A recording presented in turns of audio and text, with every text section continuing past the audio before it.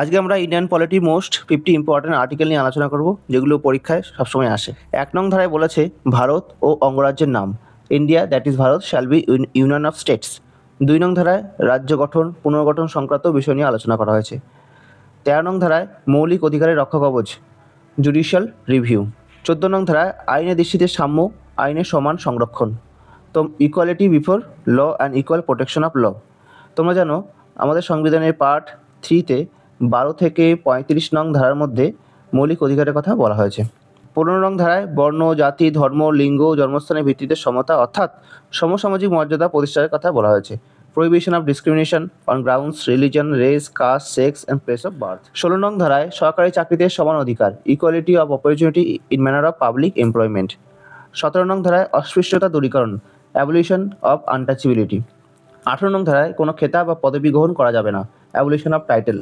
19 নং ধারায় 6টি মৌলিক অধিকারের কথা বলা হয়েছে। 1 বাক ও মতামত প্রকাশের অধিকার, freedom of speech and expression. 2 স্বাধীনভাবে সমবেত হওয়ার অধিকার, ফ্রিডম অফ অ্যাসেম্বল। 3 সভা ও সমিতি গঠন অধিকার। 4 স্বাধীনভাবে চলাফেরা করার অধিকার, ফ্রিডম অফ মুভমেন্ট। 5 স্বাধীনভাবে বসবাস করার অধিকার, রাইট টু লিভ। 6 ব্যবসা, পেশা, জীবিকা ও বাণিজ্যের অধিকার। 21 নং ধারায় আইনি নির্দিষ্ট পদ্ধতি ছাড়া কাউকে তার জীবন, ব্যক্তিগত অধিকার থেকে বঞ্চিত করা যাবে না, protection of life and personal liberty. মনে রাখবে সংবিধানের 21 এবং 20 নং ধারা এমার্জেন্সি লাগু হলেও এটি কিন্তু খর্ব হয় না বা নষ্ট হয় না, এটি কিন্তু চালু থাকে। 21A নং ধারায় বলেছে 6 থেকে 14 বছর শিশুদের অবৈতনিক শিক্ষার অধিকার। এটি মূল সংবিধানের মৌলিক অধিকারে ছিল না, 86তম সংবিধান সংশোধনের মাধ্যমে 2002 সালে মৌলিক অধিকারের মধ্যে এটি অন্তর্ভুক্ত করা হয়। 23 নং ধারায় বল প্রয়োগের দ্বারা পরিশ্রম করানো, মানুষ ক্রয় বিক্রয়, বেকার খাটানো দণ্ডনীয় অপরাধ, prohibition of traffic in human beings and forced labour. 24 নং ধারায় বলেছে চাইল্ড লেবার সম্বন্ধে। 25 থেকে 28 নং ধারায় ধর্মীয় স্বাধীনতা অধিকার, right two freedom of religion. 32 নং ধারায় বলেছে কোনো রকম বঞ্চনা ক্ষেত্রে সুপ্রিম কোর্টের দ্বারস্থ হওয়ার অধিকার। ভারতের কোনো নাগরিকের যদি মৌলিক অধিকার খর্ব হয়, সে সরাসরি সুপ্রিম কোর্টের দ্বারস্থ হতে পারবে। বি.আর. আম্বেদকরের মতে এটি heart and soul of the constitution. 40 নং ধারায় পঞ্চায়েতি রাজের কথা বলা হয়েছে। আমাদের সংবিধানের পার্ট 4-এর 36 থেকে 51 নং ধারার মধ্যে ডিপিএসপি কথা বলা হয়েছে, সেখানে 40 নং ধারায় পঞ্চায়েতি রাজের কথা বলেছে। 44 নং ধারায় আইন সবার জন্য সমান, অভিন্ন দেয়ানিবিধি, ইউনিফর্ম সিভিল কোড। 50 নং ধারায় বিচার বিভাগকে শাসন বিভাগ থেকে পৃথক করার কথা বলা হয়েছে, separation of judiciary from executive. 52 নং ধারায় ভারতের রাষ্ট্রপতি।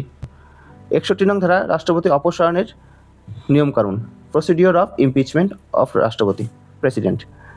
64 নং ধারায় উপরাষ্ট্রপতি পদাধিকার বলে রাজ্যসভার chairman, x official chairman of Rajya Sabha. আমাদের সংবিধানে রাজ্যসভার চেয়ারম্যান কিন্তু কেউ নেই, উপরাষ্ট্রপতি রাজ্যসভার চেয়ারম্যান। 72 নং ধারায় রাষ্ট্রপতি ক্ষমতার অধিকার, পার্ডনিং পাওয়ার অফ প্রেসিডেন্ট। 76 নং ধারায় attorney general, legal adviser of president.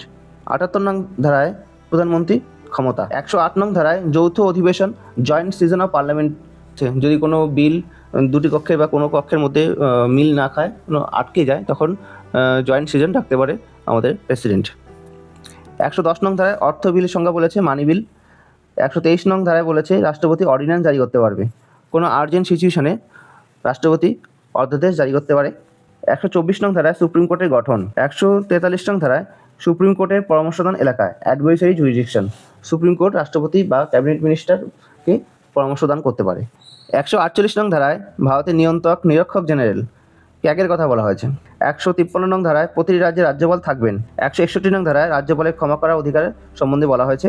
165 নং ধারায় রাজ্যের অ্যাডভোকেট জেনারেলের সম্বন্ধে বলা হয়েছে। 213 নং ধারায় রাজ্যপালের অর্ডিন্যান্স জারি করার ক্ষমতা সম্বন্ধে বলা আছে। যেমন রাষ্ট্রপতি অধ্যাদেশ জারি করতে পারে, তেমনি রাজ্যপালও রাজ্যের মধ্যে অর্ডিন্যান্স জারি করতে পারে। 214 নং ধারায় রাজ্যের জন্য হাইকোর্ট এর সম্বন্ধে বলেছে। 226 নং ধারায় হাইকোর্টের রিট জারি করার ক্ষমতা সম্বন্ধে বলেছে। 243 নং ধারায় পঞ্চায়েতের সংজ্ঞা দেওয়া আছে, পঞ্চায়েত গঠন। 266 নং ধারায় সঞ্চিত তহবিল, consolidated fund and public account সম্বন্ধে বলেছে। 267 নং ধারায় আকস্মিক তহবিল, কন্টিজেন্সি ফান্ড ও কেন্দ্র রাজ্যের মধ্যে রাজস্ব বন্টন। কোনো ন্যাচারাল ডিজাস্টারের সময় রাষ্ট্রপতি কিন্তু এই তহবিল থেকে অর্থ রাজ্যকে প্রদান করে। 280 নং ধারায় অর্থ কমিশনার সম্বন্ধে বলেছে। 300A নং ধারায় সম্পত্তি অধিকার, আইনগত অধিকারের স্বীকৃতি। আগে এটি মৌলিক অধিকারের মধ্যে ছিল আর্টিকেল 19-এ। 324 নং ধারায় নির্বাচন কমিশনের সম্বন্ধে বলেছে। 343 নং ধারায় কেন্দ্রের সরকারি ভাষা, official language of India is a Hindi, Devanagari স্ক্রিপ্টে। 352 নং ধারায় জাতীয় জরুরি অবস্থার ঘোষণা, ন্যাশনাল এমার্জেন্সি সম্বন্ধে বলেছে। 356 নং ধারায় শাসনতান্ত্রিক অচল অবস্থার জন্য রাজ্যের রাষ্ট্রপতি শাসন জারি, স্টেট এমার্জেন্সি যেটা আমরা বলি। 360 নং ধারা আর্থিক জরুরি অবস্থা ঘোষণা, ফিনান্সিয়াল এমার্জেন্সি, ভারতে এখনও একবারও হয়নি। 368 নং ধারায় সংবিধান সংশোধন, power of parliament to amend constitution and procedure therefore. 368 নং ধারায় সংবিধান সংশোধনের কথা বলা হয়েছে, কিন্তু এটাও বলা হয়েছে সংবিধানের যে বেসিক স্ট্রাকচার ওটা কিন্তু সংশোধন করা যাবে না। 370 নং ধারায় জম্মু কাশ্মীর রাজ্যের জন্য পৃথক সংবিধান ছিল, এখন নেই। 31 অক্টোবর 2019 সালে এটি আইন বাতিল করা হয়। আজকে আমাদের ভিডিওটি এই পর্যন্তই। ভিডিওটি কেমন লাগলো কমেন্টে জানিও, ভালো লাগলে লাইক অ্যান্ড সাবস্ক্রাইব করো। Thank you for watching.